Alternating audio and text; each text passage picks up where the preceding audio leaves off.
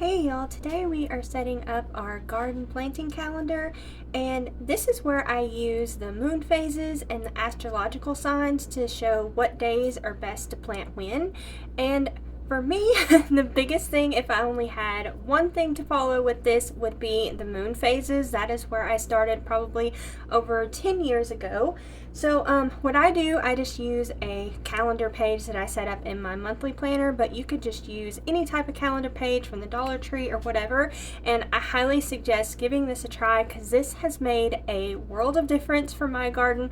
I have always been shocked at the results, and now I just try as much as I can to follow this. Life doesn't always go to plan, but I try my best to do this as possible in the where you set it up this way. So the first thing, like I said, is the moon phases. So what we're coming off of, we're going from the dark moon to the light moon, so we're going into the full moon. And since we're going from the dark to the light, that is an above ground day, and I just use little arrows like this to let me know that that's an above ground day. That's what, just like an easy reminder for me to know. So we are going to be in the above ground or light moon phase all the way until the 13th. And on the 14th, that's when we have the, It's the full worm moon, and this is actually a really cool one. It's going to be a blood moon, as well as there's going to be a total eclipse, so that is pretty awesome. There is a lot of things going on, and the full moon starts at 2:55 a.m. on the 14th. So since we're going to have our lightest day here, we're going to be moving from light to dark, and that's when we do our below ground crops, or our dark moon phase days. So that's how you set this up. So like anything above ground is going to be like your tomatoes and peppers or your greens or those types of things, and your below ground crops are like your carrots, radishes, turnips, beets, those types of things. So it's really easy to do, and even like harvesting, that's another good thing to use these days to harvest on those days. Sometimes it doesn't always work out, but I've found that like the fruit and the produce, I guess, seems to be a lot sweeter if you harvest it like that. So it's really cool and really interesting if you keep a journal and track all of this. Like I said, I have been amazed at the difference this has made. Okay, so on the 29th, we are going to have the new moon. So on your calendar, it's like colored in like that, and that happens at 6:58 a.m. and then, since we're going to have our darkest day, we're going to be moving from dark to light. So then we're going to be in the above ground crops. So we're going to be in the above ground or light moon phase all the way until April 12th. And that's April 12th at 8:22 p.m. So that's the main thing that I do, is the moon phases. And like I said, if I can only do one thing, it would be that. And next up, after I started doing that for a while, I got into the astrological signs, and I experimented with this a lot, took a lot of notes, and I really did notice a really big difference with this. So we are going to start off the month with Aries. What is that? I can't even remember what it is. Aries the head. That's right. Aries the head. And this is a killing day, and I know that's probably pretty shocking, like what in the world? But on the killing days, these are days that you don't do any seed starting, transplanting, potting up, none of that. These days are best for weeding, and if you weed on these days, the weeds don't come back nearly as vigorously. So it really does make a big difference. I have tried this, and we have horrible weeds here, so it really does help a lot. And then the next 2 days is Taurus the neck.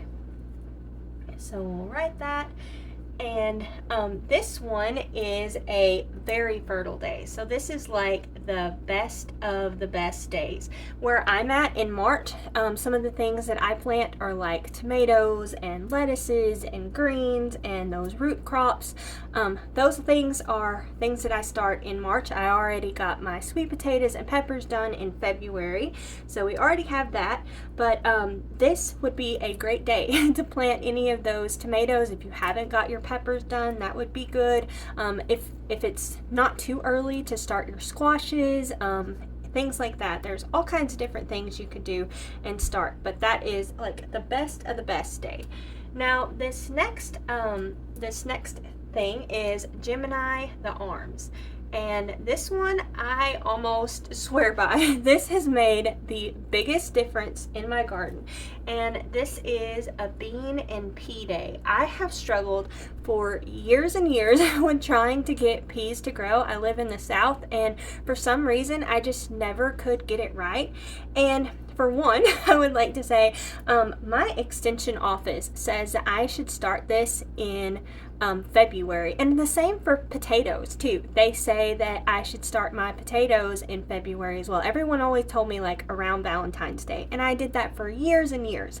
And then I found someone else local, and they're like, no, you should start it in March. So I started trying that, and it did okay, but I did it in March, and then I planted it on this day, and I have those luscious walls of peas that I had always dreamed about. So I am super happy, and I really swear by that one. That has made a tremendous difference in my peas. So I try as much as I can to plant it. I'm unsure if this is going to work out where it works out great because it's an above ground day, but I don't know if we're going to still have too many cold days. I think I'm probably going to go ahead and try because as far as I can see with the forecast, it looks to be okay, but we have had spells where it gets kind of cold, but they can take a little bit. I don't know exactly how much they can take, so I don't know. I may mess it all up by planting it here, but I'm going to go ahead and give it a try, I think. So I will be planting mine on this day. And then the 7th and 8th is Cancer the breast, and this one is another very fertile day. So if you did not get everything planted, or you weren't able to do it through the week and you wanted to do it on the weekend, you could get like all your tomatoes and peppers and those types of things planted then. And then on the 9th, the 10th, and the 11th, let's see. Oh, also lettuces too. That's another thing I need to remember to plant. And then on the 9th, 10th, and 11th, those are all killing days. So we'll just write that here. Oh, I need to write what it is. It's Leo the heart. So Leo the heart. So these, if you haven't noticed, like these certain astrological signs always mean these certain things. So like Aries is always a killing day, Taurus is very fertile, Gemini is always the bean and pea day, Cancer is very fertile, and Leo is killing. All of that every month. It's just the days change, and also they'll fall on different times, whether it's an above ground or below ground day. Those are all the variables. Also sometimes the astrological signs are 2 days versus 3 days and things like that. Okay, so after that we are going to have Virgo the bowels on the 12th through the 13th. So Virgo bowels, and this one is a flowering day.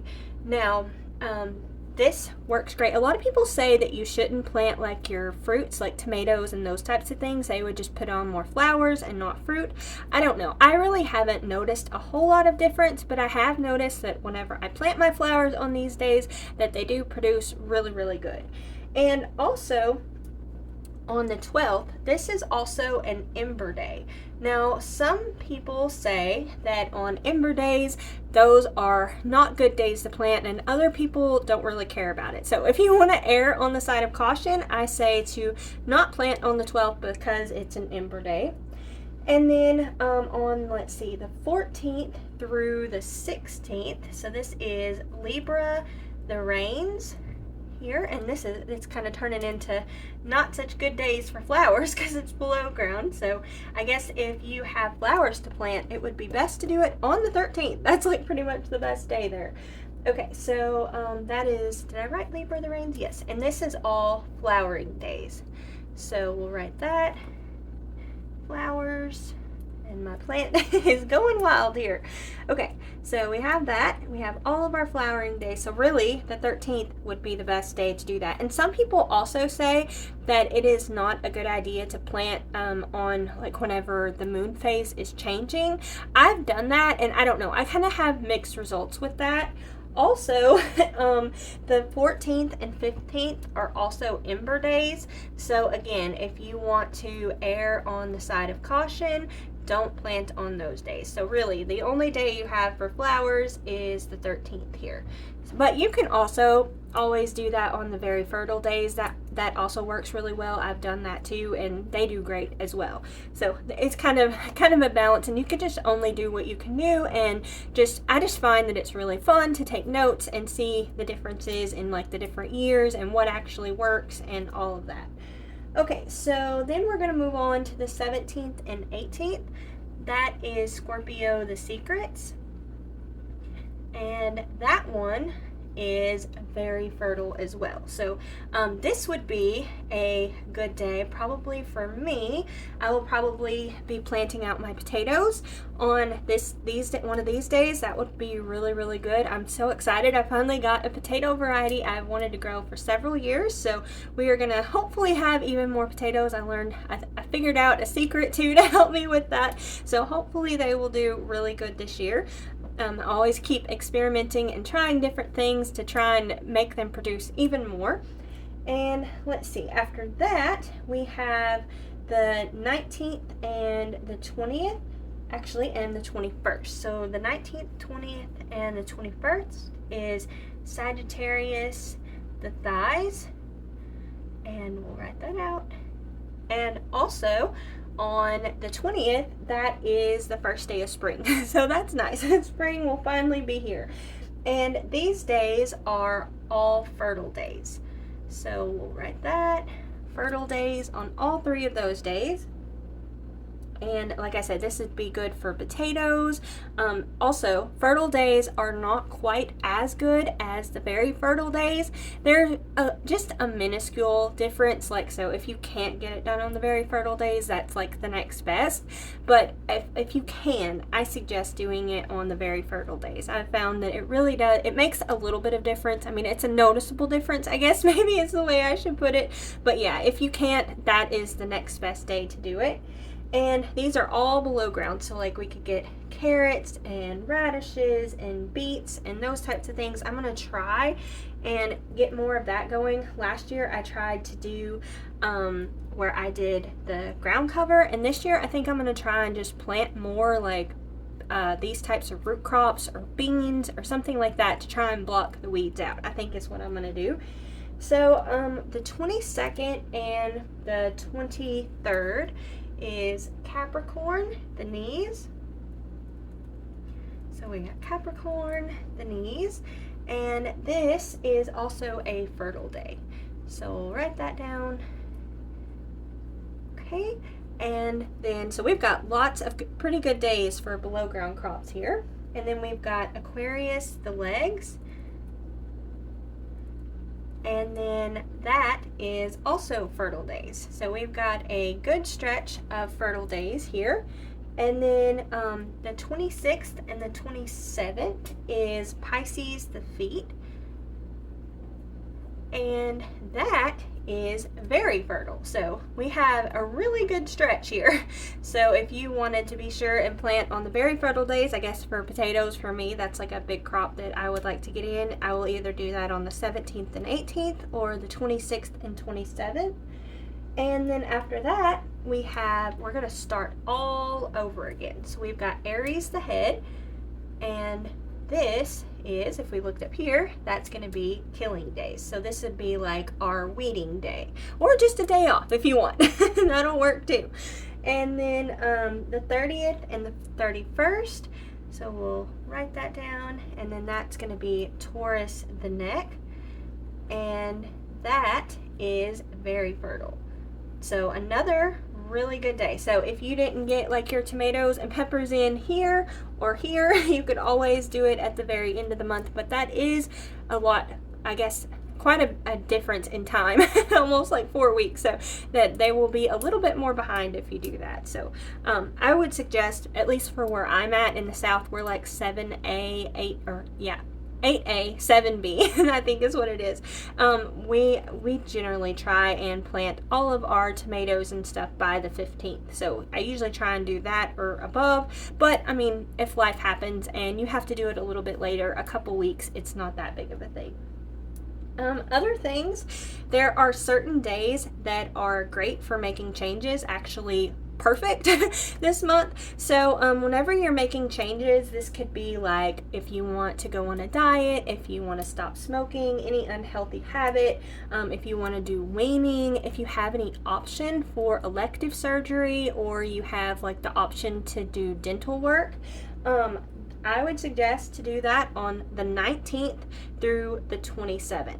So you want it to be whenever things are moving out of the body, so like the thighs and below. So that's why it's great, but also it's in the below ground day or the dark moon phase, and that just lines up perfectly to where things work so much better. And I have tested this. We have had, especially like dental work and stuff, and on the days that were not lined up perfectly, and we had so much trouble. So I am a big believer in that. That makes a big difference. And another thing, if you are going to be laying down gravel, like doing a driveway, putting in fence posts, laying gravel stones, any of those things, you want to do that in the above ground day. That way the gravel or the stones or fence posts, they don't sink into the ground as much. And again, I have tested this, and I know it sounds really, really woo-woo, but it really does make a big difference. And also we have the ember days too. Don't forget that if you want to err on the side of caution, don't plant on those days. Okay, so anything else? I'm trying to remember. I think I was going to show here, I completely forgot. I didn't do this in January because it was just, life was crazy and I wasn't doing anything. But this is like my little cheat sheets that I make for the month. So here's January, since I forgot. Here's February, so I always start my peppers and sweet potatoes. And I also like to write down the things that are flowering and just kind of like compare it from year to year. So usually we have our daffodils already started from mid to late February, and it was really crazy because last year we were like early February to mid February, and we are past February now, and we do not have any daffodils blooming. So we're like a few weeks behind, whereas last year we were a few weeks ahead. So that is, I don't know, I just find things like that interesting. So I just like to keep track of that. I don't know, it's just little interesting things for me. So the main thing I need to remember this month is to get my hummingbird feeders out.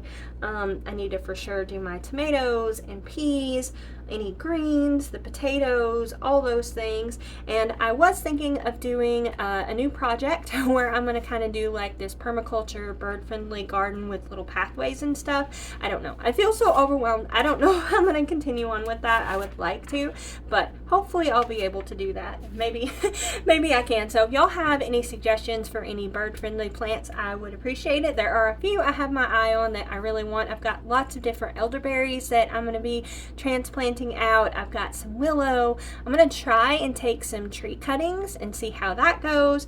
But yeah, if y'all have any suggestions, one thing I really want to get is beautyberry. I have wanted one of those plants for a long time. They have the most beautiful berries on them that are the most vibrant color, and birds love them, so that would be great.